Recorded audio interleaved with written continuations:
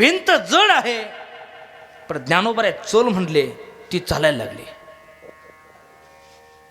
ऐका बरं का शब्द मी काय सांगतो फक्त एवढं घेऊन जा काय हिला नाही. त्यांनी सांगितलं भिंत जड असते भिंत निर्जीव असते पण ज्ञानोबा चल म्हणले ती चालायला लागली. त्यांनी सांगितलं रेडा मूर्ख आहे रेडा बद्ध आहे. ज्ञानोबा बोल म्हटले तो बोलायला लागला. मराठी नाही संस्कृत बोलायला लागला. ऋग्वेद कठीण वेद बोलतोय.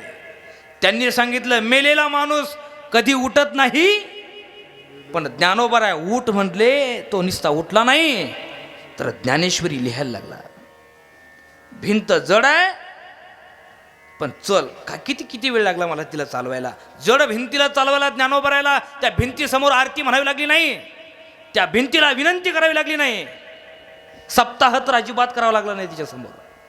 चल म्हटलं की चालायला लागली. रेडा बोल म्हटलं की महाराज आपण म्हणतो जन्माला आला हेला. महाराज त्या हेलेचं नाव आपण खराब केलंय. खरे हेले तर आम्ही आहोत.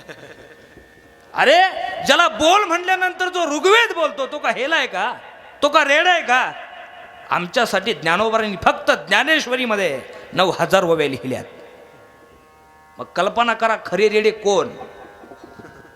बोल म्हणलं की जो ऋग्वेद बोलतो तो रेडा आहे की 9000 ओव्या फक्त ज्ञानेश्वरीमध्ये सांगून सुद्धा आज सुद्धा त्याला हरिमुखे मना सांगावं लागतं. खरे रेडे कोण नाही ऐकत आम्ही. आणि जर आम्ही संतांचं ऐकलं असतं तर ज्ञानोबा तुकोबांचं ऐकलं असतं. मी विठ्ठल